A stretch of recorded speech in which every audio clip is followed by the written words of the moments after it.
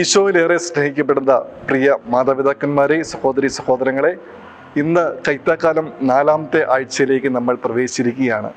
ഇന്ന് തിരുസഭ മാതാവ് വിശുദ്ധ മത്തായിയുടെ സുവിശേഷം 13-ാം അധ്യായം 44 മുതൽ 52 വരെയുള്ള തിരുവചനങ്ങളാണ് നമുക്ക് ധ്യാനിക്കാനായിട്ടുള്ളത്. 3 ഉപമകളാണ് ഈശോ നമ്മൾ സംസാരിക്കുക. മത്തായിയുടെ സുവിശേഷത്തിൽ ഉടനീളം ധാരാളം ഉപമകൾ നമ്മൾ കാണുന്നെങ്കിലും ഇന്നത്തെ ഈ 3 ഉപമ വളരെ പ്രത്യേകമായി ദൈവരാജ്യത്തെക്കുറിച്ച് തന്നെയാണ് നമ്മളോട് പറഞ്ഞു വയ്ക്കുക. ഒന്നാമത്തെ ഉപമ, ഒരു കൃഷിക്കാരൻ ഒരു പറമ്പിൽ അല്ലെങ്കിൽ സ്ഥലത്ത് നിധി കണ്ടെത്തുകയും തനിക്കുള്ളതെല്ലാം വിറ്റ് ആ സ്ഥലം സ്വന്തമാക്കുന്നത് പോലെയാണ് സ്വർഗ്ഗരാജ്യം എന്ന് ഈശോ പറഞ്ഞു വയ്ക്കുകയാണ്. രണ്ടാമത്തത്, ഒരു വ്യാപാരി ഏറ്റവും വിലയുള്ള രത്നങ്ങൾ വാങ്ങുന്നത് പോലെ തനിക്കുള്ളതെല്ലാം വിറ്റ് ആ രത്നങ്ങൾ സ്വന്തമാക്കുന്നത് പോലെയാണ് സ്വർഗ്ഗരാജ്യമെന്നും. മൂന്നാമതായി, കടലിൽ എറിയപ്പെടുന്ന ഒരു വല പോലെയാണ്. വിവിധ തരത്തിലുള്ള മത്സ്യങ്ങൾ അതിൽ കുടുങ്ങും, അതിൽ നല്ല മത്സ്യങ്ങൾ തിരഞ്ഞെടുക്കും. അതുപോലെയാണ് സ്വർഗ്ഗരാജ്യമെന്ന് ഈശോ നമ്മെ ഓർപ്പെടുത്തുകയാണ്. ഈ 3 ഉപമകളും സ്വർഗ്ഗരാജ്യത്തെക്കുറിച്ച് വളരെ ലളിതമായിട്ട് ഈശോ നമ്മളോട് പറഞ്ഞു വയ്ക്കുകയാണ്. വളരെ പ്രത്യേകമായിട്ട് നമ്മൾ ഈ 3 ഉപമകളും ധ്യാനിക്കുമ്പോൾ 3 ചിന്തകളാണ് നിങ്ങളോട് പങ്കുവയ്ക്കാൻ ആഗ്രഹിക്കുക. ഒന്നാമത്തെ ഈ ഉപമയിൽ നിന്ന് നമ്മൾ മനസ്സിലാക്കാൻ പറ്റുന്നൊരു കാര്യം, ഇവിടെ ഈ നിധി എന്നത് സുവിശേഷകൻ നിഷ്കർഷിക്കുന്നത് അത് ക്രിസ്തുവാണ്. ക്രിസ്തുവിനെ സ്വന്തമാക്കുവാൻ അല്ലെങ്കിൽ ക്രിസ്തുവാകുന്ന നിധിയെ സ്വന്തമാക്കുവാനായിട്ട് എപ്രകാരമാണ് നമ്മൾ ചെയ്യേണ്ടതെന്ന് ചോദിച്ചാൽ, ആ ക്രിസ്തു ഇരിക്കുന്ന ആ പറമ്പ് അല്ലെങ്കിൽ അതിനെ സ്വന്തമാക്കാനായിട്ട് തനിക്കുള്ളതെല്ലാം വിറ്റ് സ്വന്തമാക്കണമെന്ന് ഈശോ നമ്മെ ഓർപ്പെടുത്തുമ്പോൾ നമ്മൾ ചിന്തിക്കേണ്ട ഒരു കാര്യമുണ്ട്. ഇവിടെ ഈ നിധി കണ്ടെത്താനുള്ള ഒരു സാധ്യത, അതൊരു കർഷകനാണ് കൂടുതൽ സാധ്യത നമുക്ക് ലഭിക്കുക. പഴയ നിയമത്തിൽ വളരെ പ്രത്യേകിച്ച് ഈ സുവിശേഷകൻ ഇത് എഴുതുന്ന സമയത്തൊക്കെ, യുദ്ധങ്ങളൊക്കെ നടക്കുന്ന സമയത്ത് തങ്ങളുടെ സ്വത്തുക്കളൊക്കെ സൂക്ഷിക്കാനായിട്ട് ഇന്നത്തെ പോലെ ബാങ്കുകളൊന്നുമില്ല. അതുകൊണ്ട് സ്വർണങ്ങളൊക്കെ സൂക്ഷിക്കാനായിട്ട് അവർ ഉപയോഗിച്ചിരുന്ന ഒരു വഴി എന്ന് പറയുന്നത് അവരുടെ കൃഷിയിടത്തിൽ അല്ലെങ്കിൽ അവരുടെ സ്ഥലത്ത് കുഴിച്ചിടുക എന്നുള്ളതാണ്. പലപ്പോഴും യുദ്ധങ്ങളിൽ അവർ മരിച്ചു പോകുമ്പോൾ അവർ അന്ന് നിക്ഷേപിച്ച ഈ സ്വത്തുക്കളും ഈ സ്വർണങ്ങളെല്ലാം അത് അന്യം നിന്ന് പോവുകയാണ്, അതിൻ്റെ ഉടമസ്ഥർ ഇല്ലാതെ പോവുകയാണ്. ഈ അടുത്ത കാലത്ത് ഇറങ്ങിയ ഒരു ദൃശ്യം എന്ന സിനിമയിൽ വളരെ പ്രസിദ്ധമായ ഒരു ഡയലോഗുണ്ട്, ആ രഹസ്യം എന്നോട് കൂടി അലിഞ്ഞ് ഇല്ലാതായിത്തീരുമെന്ന് ജോർജ് കുട്ടി പറഞ്ഞതുപോലെ പലപ്പോഴും അവർ കുഴിച്ചിടുന്ന ഈ സ്വർണങ്ങളൊക്കെ അവരോടൊപ്പം തന്നെ അത് അലിഞ്ഞു പോവുകയാണ്. പലപ്പോഴും അത് അറിയപ്പെടുന്നില്ല. പിന്നീട് അവർ കൃഷി ചെയ്യുന്ന സമയത്താണ് പണ്ട് തങ്ങളുടെ പൂർവികർ അന്ന് കുഴിച്ചിട്ട ആ സ്വർണ്ണമൊക്കെ ലഭിക്കുക. പ്രിയമുള്ളവരെ, ഈ സ്വർഗ്ഗരാജ്യത്തിനെ കുറിച്ച് നമ്മൾ ചിന്തിക്കുമ്പോൾ ആ നിധി എന്ന് പറയുന്നത് ക്രിസ്തുവാണ്. ഇവിടെ ഒരു അധ്വാനത്തിൻ്റെ ഒരു മേഖല നമ്മൾ വളരെ വളരെ വ്യക്തമായിട്ട് ഈശോ നമ്മൾ പറഞ്ഞു തരികയാണ്. പഴയ കാലഘട്ടത്തിൽ ഇന്നത്തെ പോലെ മെറ്റൽ ഡിറ്റക്ടർ ഒന്നും ഇല്ല എന്ന് പറഞ്ഞാൽ സ്വർണം ഭൂമിയിലുണ്ടോ എന്ന് കണ്ടെത്താനുള്ള സംവിധാനങ്ങളോ ടെക്നോളജിയോ ഒന്നും ഇല്ല. അത് ലഭിക്കണമെങ്കിൽ അധ്വാനിക്കുമ്പോഴും അല്ലെങ്കിൽ പലപ്പോഴും അധ്വാനത്തിൻ്റെ മേഖലയിൽ നിന്ന് മാത്രമേ ഈ നിധി നമുക്ക് കണ്ടെത്താൻ സാധിക്കുകയുള്ളൂ. ഇവിടെ നമ്മൾ ഈ ഒരു ഉപമ ധ്യാനിക്കുമ്പോൾ ഈശോയെ കണ്ടെത്തണമെങ്കിൽ നമ്മുടെ അധ്വാനം വളരെ പ്രധാനപ്പെട്ടതാണെന്ന് ഈശോ ഓർപ്പെടുത്തുകയാണ്. എൻ്റെയും നിങ്ങളുടെയൊക്കെ ഒരു എഫേർട്ട് ഇല്ലെങ്കിൽ ഈശോയെ കണ്ടെത്താൻ നമുക്ക് കഴിയുകയില്ല എന്ന് ഈശോ നമ്മെ ഓർപ്പെടുത്തുകയാണ്. അതുപോലെ തന്നെ ഒരു പ്രധാനപ്പെട്ട കാര്യമാണ്, അത് ഈശോയെ നമ്മൾ കണ്ടെത്തുന്നത് ഒരു സാധാരണ ഇടങ്ങളിലാണ്, നമ്മുടെ ദൈനംദിന ജീവിതത്തിലാണ് ഈശോയെ കണ്ടെത്തുക. ഈശോയെ തേടി നമ്മൾ വേറെ സ്ഥലങ്ങളിലേക്കോ ദൂരദേശങ്ങളിലേക്കോ ഒന്നും പോകേണ്ട കാര്യമില്ല. പലപ്പോഴും അത്ഭുതങ്ങളുടെയും അടയാളങ്ങളുടെയും പുറകെ ഓടാൻ നമുക്ക് ഏറെ ഇഷ്ടമാണ്. അവിടെ ക്രിസ്തു, ഇവിടെ ക്രിസ്തു എന്നൊക്കെ പറഞ്ഞ് അവിടെയാണ് ശരിക്കും അത്ഭുതങ്ങൾ സംഭവിക്കുക എന്ന് പറഞ്ഞുകൊണ്ട് വളരെ ആധികാരികമായി പ്രസംഗിച്ചുകൊണ്ടോ അല്ലെങ്കിൽ വളരെ വ്യക്തമായ തെളിവുകൾ ഉള്ളതുകൊണ്ടൊന്നും അങ്ങോട്ട് പോകണമെന്നില്ല.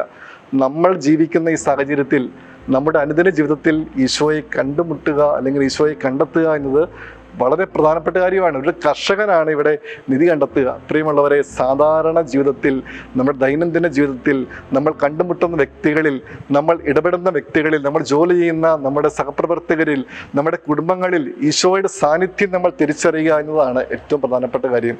അതുകൊണ്ട് ഈശോയെ കണ്ടെത്തുക എന്നത് വളരെ എളുപ്പമുള്ള കാര്യമാണ്.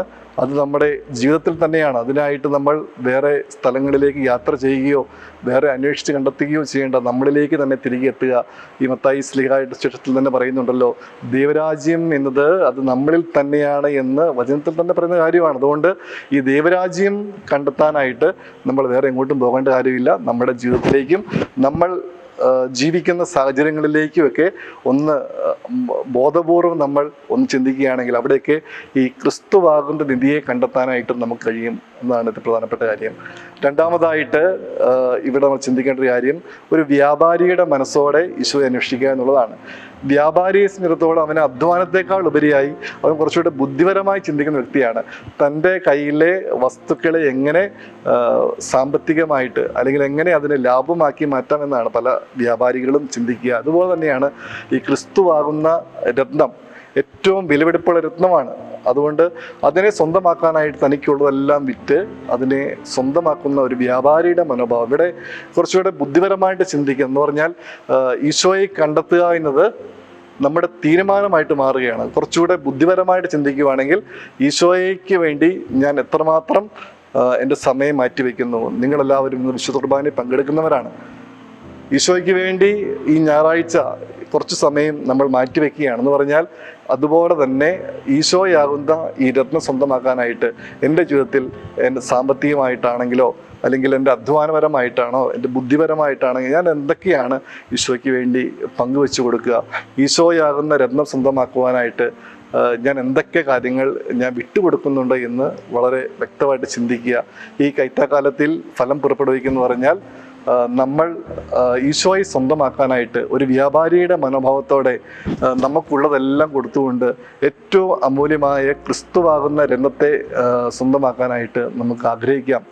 മൂന്നാമത്തെ ഉപമയിൽ ഈശോ പറയുക, കടലിൽ എറിയപ്പെടുന്ന ഒരു വല പോലെയാണ്. ഈ വലയിൽ മോശമായതും നല്ലതുമായ മത്സ്യങ്ങൾ വന്നു കയറും.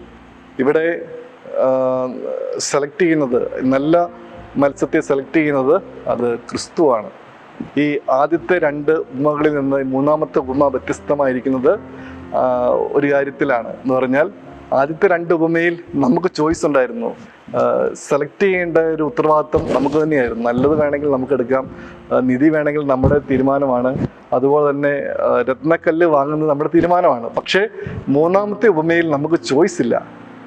അവിടെ ചോയ്സ് എന്ന് പറയുന്നത് ഈശോയ്ക്കാണ്. നമ്മൾ നല്ല രീതിയിൽ ജീവിക്കുവാണെങ്കിൽ ഒരുപക്ഷെ സ്വർഗ്ഗരാജ്യത്തിലേക്ക് നമ്മൾ ക്ഷണിക്കപ്പെടാം.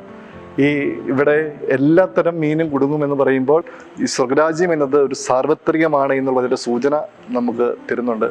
എന്ന് പറഞ്ഞാൽ എല്ലാവരും സ്വർഗ്ഗത്തിലേക്ക് പ്രവേശിക്കണം എന്നല്ല, സ്വർഗ്ഗരാജ്യത്തിലേക്ക് പ്രവേശിക്കണമെങ്കിൽ ചില യോഗ്യത അവിടെ ആവശ്യമാണ്. ഏറ്റവും ആത്മാർത്ഥമായിട്ട് ജീവിക്കുക, ഏറെ ഫലം പുറപ്പെടുവിക്കുന്ന വ്യക്തികളായിട്ട് നമ്മൾ തീരുക എന്നതാണ് ഏറ്റവും പ്രധാനപ്പെട്ട കാര്യം.